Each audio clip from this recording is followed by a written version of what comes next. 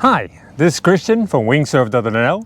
The new KT foils are out and I already had the chance to test them, both in Tarifa and here in the Netherlands, while wingfoiling. It's a complete new foil system designed from scratch, and it already comes with a range of 3 different front and rear wing series: the Instinct, the Nomad and Atlas. Every front wing will have its pros and cons, as they are designed for specific conditions and rider preferences. For me to do a full review on the whole range will take time. For that reason, in this review I will only focus on the system, and with time I'll do reviews of the different foil ranges. Hopefully it will help you decide if KT foils and which foil setup will fit your foiling needs. A complete foil packaged unboxed. You're not only getting a new front wing or a mast or something to start with, so let's have a look at what comes in the complete KT foil package. Every main foil part comes with a cover, and it makes use of Velcro to open or close them. You can leave them on the parts when assembled. It doesn't come with a bag to put everything in, but they can be ordered separately, as most people just leave the fuselage with front wing and rear wing attached, in which case you don't need a bag. Hardware pack with all the needed bolts, T-nuts, tools and shims is provided. There's also a 1-degree mast adapter, so you can adjust the angle of the mast towards the board a bit. I don't use it for KT boards, but if your board has steel rocker, this will come in handy. Taking a closer look at the foil system. The foil range has been developed by Kane de Wilde. He lives on Maui. Still a very young guy, I think he's only 25 years old or so. So it is impressive that he already developed the whole foil system and a full-on foil range.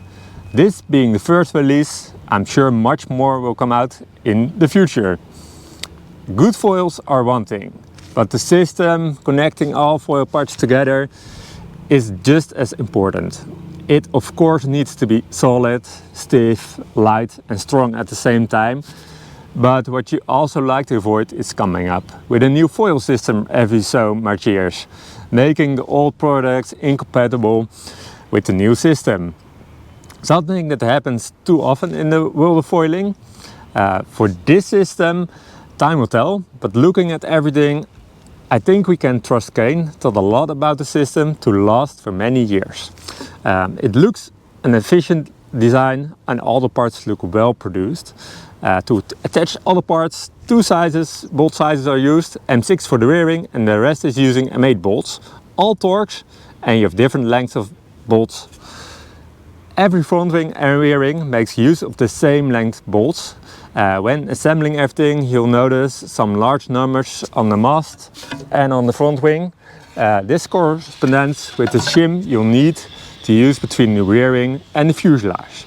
So every time you change your front wing or mast length, you make this simple calculation of which the end result will be the rear wing shim you need to choose. They are all provided. What they told me, this needs to be done because front wing and mast lengths have a different amount of drag in the water. Larger front wings need more tail lift and therefore a different rear wing angle. It makes sense, but I would stack a spare bag of shims in my car somewhere in case I'd lose 1 or 2 on the beach. Replacement shims from KT are cheap anyway. The masts. The carbon masts I've seen all look beautiful. They are not the thinnest, 15.5mm, or the stiffest on the market, but on the smaller foils, while wingfoiling in choppy water with lots of current, the mast actually performed quite well. The weight of the 85cm carbon mast is 1.7 kilos. If you have no use for the mast adapter that is provided, a soft layer between the mast and board is missing. This might take some paint off your board when sand comes in between.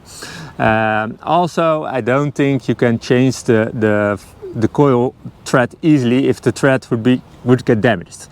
When attaching the M8 bolts for the connection with the board, these bolts do stick out a little bit on the surface of the mast. The profile of the mast itself feels very slick. I haven't tested the aluminum mast, at this stage, but they did look well made. They also come with a different hardware pack, having some more bolts to connect the base plate and top plate with the mast. The connection with the fuselage is more towards the middle of the fuselage than with some other brands do. In theory, this gives better pitch stability, making it less critical your feet are standing at the right spots all the time, but also provides a less direct feeling and more of riding style where you feel more pressure on your rear feet. All of them which I felt testing the different foils. The fuselage.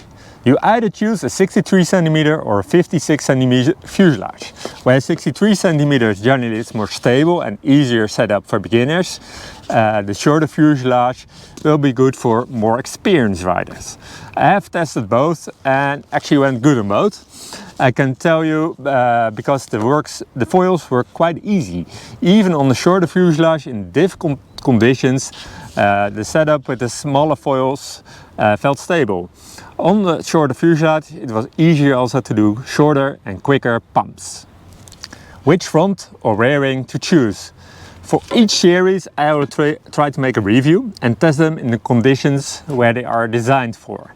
What I felt up to this point is that the Nomad series is great for messy conditions and in ways where you really want to make a lot of turns.